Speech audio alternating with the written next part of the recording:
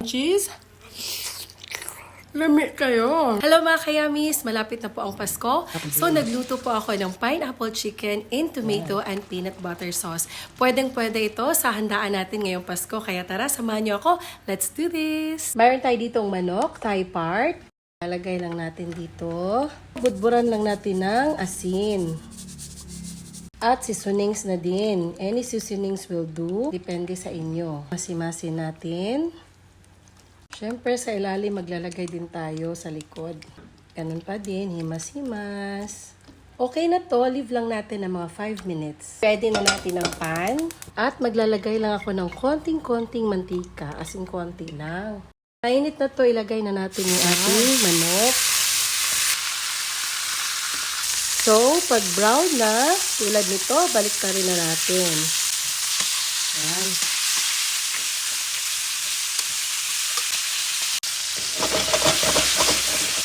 Ayan, brown na po. Pwede na natin hanguin isa-isa. Ano? So, ayan. So, ayan. Ito na lahat. Itabi lang muna natin. So, meron tayo ditong pineapple. Lalagay lang natin dito.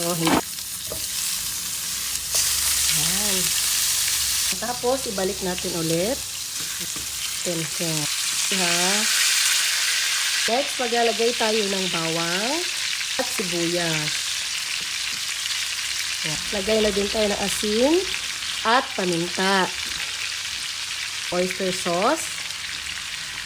Ito pala yung juice natin kanina sa pineapple. Dadagdagan natin yan. Gamitan lang natin ng tang pineapple juice. Ayan. Tapos tubig. Diba? Para mas tipid tayo. Siyempre, haluin. At ilalagay natin itong ating pineapple juice. Ayan.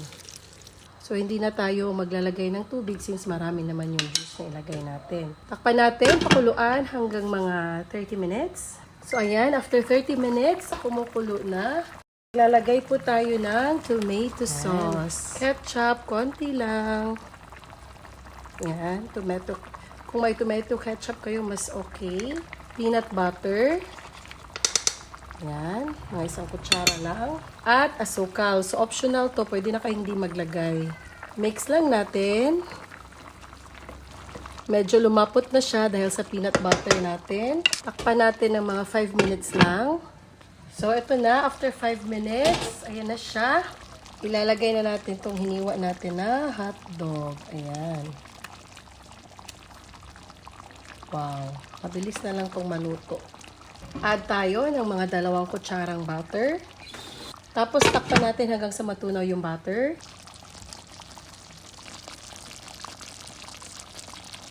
Natunaw na yung ating cheese at luto na din tong ating hotdog. Yan, nandito na yung pineapple natin kanina, oh.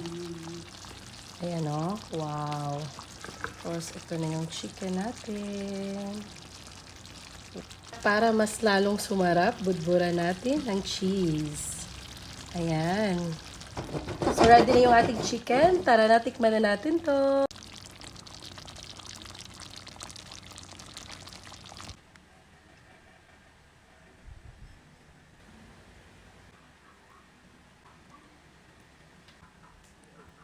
God bless this food. Amen. Okay, so tikman na natin to. Ayan, with cheese pa yan, oh. Oh, ayan o.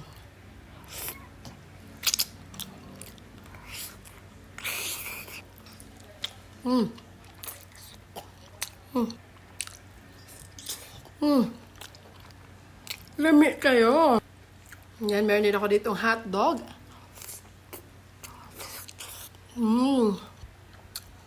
Pineapple na madaming cheese.